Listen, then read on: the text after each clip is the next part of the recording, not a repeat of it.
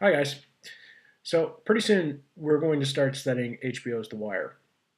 And before we do that, I think it's probably helpful to go over a few things.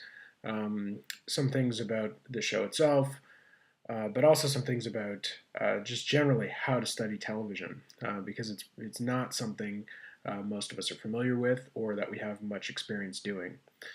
Um, so what I've done here is created a little introduction to HBO's The Wire, and I've divided it into three parts. The first part will cover studying television generally, why we might do it, how we might do it, what are the challenges associated with studying television in a university classroom. We'll talk a bit about that. In the second section, we'll talk about The Wire, sort of generally the history of the show, its creators, where it came from, critical reception, that kind of thing. In the third section of this talk, we'll talk about the plot of the show. Basically, I'll give you a bit of a synopsis on what's happened, what we need to know in order to understand the season we're watching. Let's talk about studying television. Academics have studied television um, really in a serious way, probably for around 20 or 30 years. Although I think probably a lot of the early academic work on television was really cultural studies work, right? It's really, I would say, only fairly recently that we've started to think about television as a serious art form, right? A serious narrative form, really. I think you could argue the reason for that is just that television used to be pretty bad. Even now, the vast majority of television shows, and I'm talking about scripted television here, let alone sort of reality TV and game shows, whatever, but scripted television, even now, is formulaic, very repetitive, not very imaginative. Just think about your average sitcom, right, or your average television cop show, right, a cop drama, right. So, in terms of studying treating a television show with the same critical attention we might give to, a novel by Toni Morrison or a play by Shakespeare or a dialogue by Plato. There just hasn't been enough meat in television until fairly recently. It's a fairly common argument you hear these days that we are living in a golden age of television.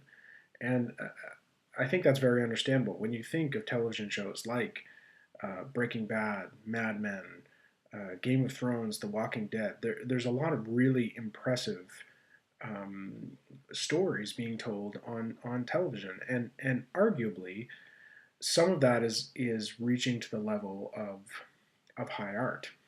This this creates an interesting problem for us as teachers and students in the humanities, right? Because um, we want to study great contemporary art. That's what we do. It's part of what we do.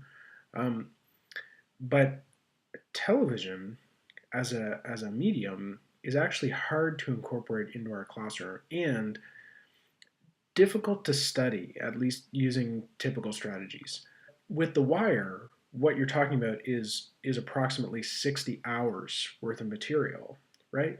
So um, you can't show it during class time, right? So students have to watch it on their own. You have to treat it more like reading a long poem or a book or a dialogue or whatever. Probably what you have to do is edit it down and only study maybe certain episodes or maybe one season, maybe a couple of episodes that are particularly interesting.